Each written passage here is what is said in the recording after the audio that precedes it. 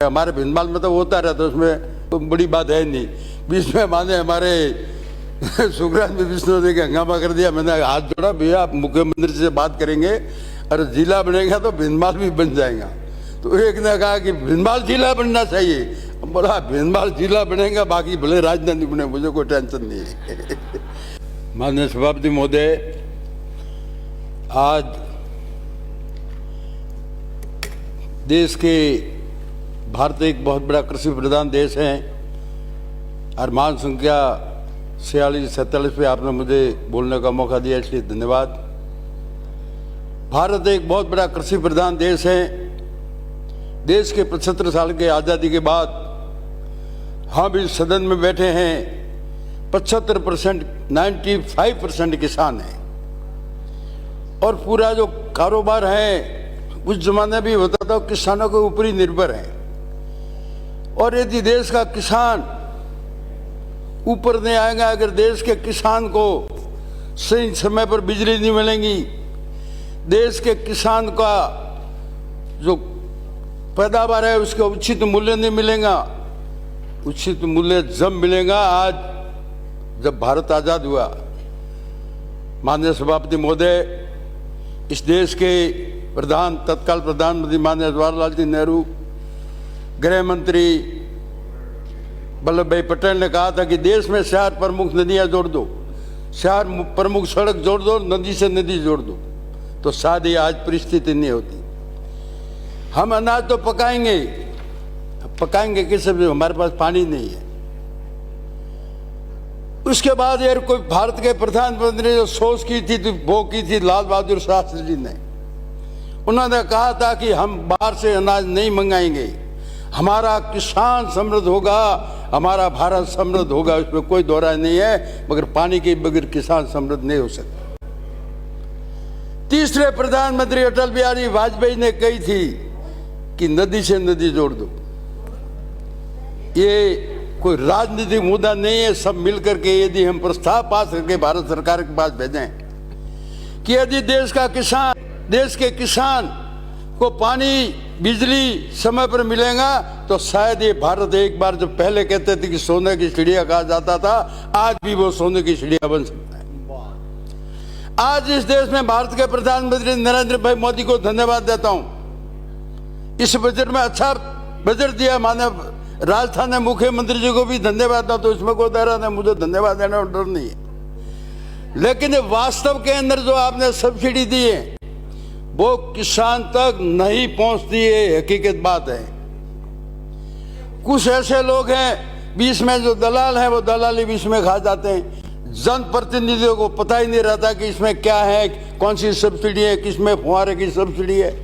आपने 30,000 से लेके 1,20,000 बढ़ा दी, आपने धन्यवाद है बढ़ाया उसमें, लेकिन किसान तक बहुत सब्सिडी नहीं पहुंच रही है। इससे फायदा क्या किसान को? कई ऐसे युवाओं को उन्होंने इस बजट में कहा है कि युवाओं को हम ये देंगे, युवाओं को प्रशिक्षण देंगे, युवाओं को किसान कृषि के माध्यम से हम रोजगार देंगे। और कृषि के माध्यम से वास्तव में यदि युवाओं को रोजगार दिया तो मैं समझता हूं सबसे बहुत बड़ा रोजगार होगा ही। आज देश में जरूरत है किसान जो देश का अन्नदाता है, और जो अन्नदाता है उसके ऊपर जो भी किसान के घर में फसल पकती है हम किसान खुद भी खाता है, पशु पक्षी भी उसी के अंदर से निर्भर रहते हैं, पशुओं को सहारा भी उसमें से ही मिलता है। और जो हमारा पशुधन है, पशुधन धीरे धीरे नष्ट होते जा रहा है।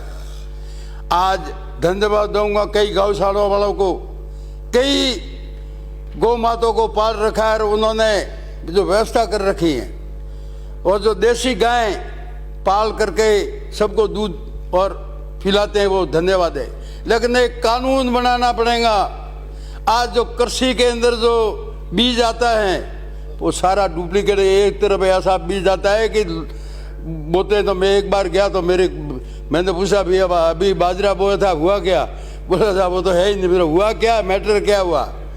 मैंने कृषि वालों को बुलाया, क्या है? तो बोले साहब कुछ बीज में गड़बड़ है, बीज में भी गड़बड़, दूध में भी गड़बड़, और सारे जो खाद्य पदार्थ जो एक मनुष्य के जीवन में काम आ रहे हैं उसमें ऐसी डुप्लीकेट चीज बना करके और सारे इस पूरे मानव जीवन को नष्ट कर रहे हैं। इसलिए माननीय सभापति महोदय, आपके माध्यम से आज इस सदन के अंदर हम जो बैठे हैं, सबसे पहला प्रस्ताव किसान को कम से कम 6 घंटा बिजली मिले और रेगुलर मिले। किसान को कम से कम जो हमारा प्रस्ताव पहले से बना हुआ है, जैसे जालोर, सिरोही, पाली, और उसमें जो पहले से ही जो बने हुए हैं नॉर्म्स, जो हमारे हक का जो पानी मिलना चाहिए, आज पानी अगर नहीं मिला तो मैं कह रहा हूं आप और हम सदन में शायद रहेंगे या न रहेंगे, इस धरती पे भी रहेंगे या न रहेंगे, लेकिन एक तीसरा विश्व युद्ध होगा, वो इस पानी के लिए होगा। मैं भी सदन में बता के जा रहा हूं। जब सेकेंड वर्ल्ड वॉर हुआ था तब भी ये बात थी, जर्मनी हार गया था, जो देश का बहुत बड़ा खतरनाक हिटलर, उसने घुटने टेक दिए थे, लेकिन उसने कहा था कि तीसरा विश्व युद्ध होगा तो पानी के लिए होगा। इसलिए नदी से नदी जोड़ने का समय है। अभी हम राजस्थान सरकार से भारत सरकार को प्रस्ताव भेजें और सब मिल करके उसमें राजनीति को दूर हट करके उसमें यदि पानी हमारे पास नहीं है तो पीने का पानी भी माननीय सभापति महोदय नहीं बचेंगे। आप भी जानते हैं, मैं भी जानता हूं। एक 100 वर्ष पहले एक सूफी संत ने कहा था कि एक समय ऐसा आएगा कि आपको पानी भी पैसे से खरीदना पड़ेगा। आज ये स्थिति आ गई। माननीय धारीवाल साहब बैठे हैं और आप और हम, मेरे से पहले धारीवाल साहब सदन में आए थे। मैं पहली बार आया था, आप भी थे सदन में, धारीवाल साहब थे, गर्ग साहब भी थे, और इस सदन में बैठे कई मान्य सदस्य भी थे। उस अगली बार तो देखेंगे कौन जिंदा रहता है कौन मरता है, बात की बात देखेंगे। अगली बार भी धारीवाल साहब, और अभी तो जमाने आ जाएंगे, क्या है, कौन सी बड़ी बात है। धारीवाल साहब कोई बूढ़े होते ही नहीं है। माननीय सभापति महोदय, इसलिए मैं कह रहा हूं कि इस देश के अंदर, इस राजस्थान के अंदर, राजस्थान भौगोलिक स्थिति से मतलब भारत का सबसे बड़ा राज्य गिना जाता है।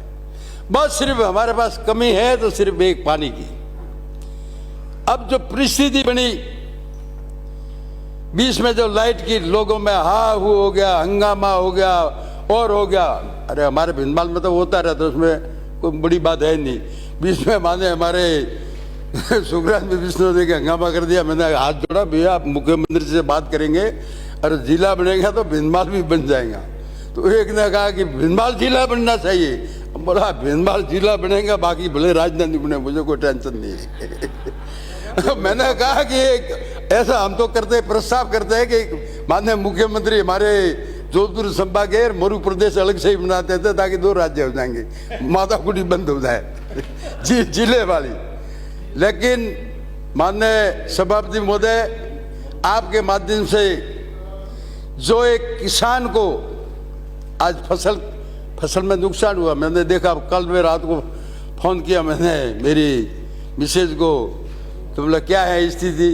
बोला साहब रायड़ा जो 60 बोरी होना उसके 30 बोरी हुआ है, क्योंकि जो किसान को जो नुकसान हुआ ना, और ये अधिकारी लिपापोती कर देते, गिरदावरी समय पर होती नहीं है। और हकीकत के अंदर इस बार जो शाही एरंडी हो और हमारे पश्चिम राजस्थान में एकदम चीज़ें तो वैल्यू उसकी बड़ी है। जीरा, इसबगुल, रायड़ा और ये एरंडी, उसकी फसल ज़्यादा होती है इस सीजन के अंदर। लेकिन आज जीरे की फसल नष्ट हो गई। इसबगुल ऐसी फसल है जो मैंने एक दिन खेत में गया, देखा तो उनको किसान को पूछा क्या स्थिति है, बोला ठीक है। ठीक नहीं है, बोला ये तो खराब हो गया पूरा जीरा, तो इसबगुल है पूरा खराब हो गया।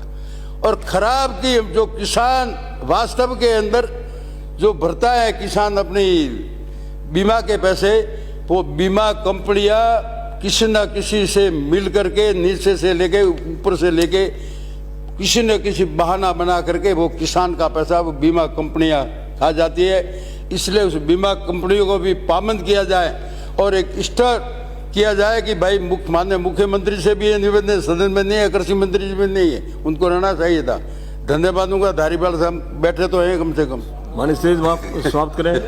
श्रीमती गायत्री देवी बैठे तो हैं, इसलिए माननीय सभापति महोदय, इस एक नया जो कृषि कानून है, एक कृषि कानून के हिसाब से एक ही इसमें मेन रखना चाहिए कि जो किसान का बीज है उसकी जांच उस अधिकारियों से करवाई जाए, और यदि कोई बीज और खाद और दूध मलाई ऐसी डुप्लीकेट चीज में, उनको कम से कम फांसी की सजा होनी चाहिए, नहीं तो 10 वर्ष की सजा तो जरूर होनी चाहिए। ये एक प्रावधान किया जाए। धन्यवाद।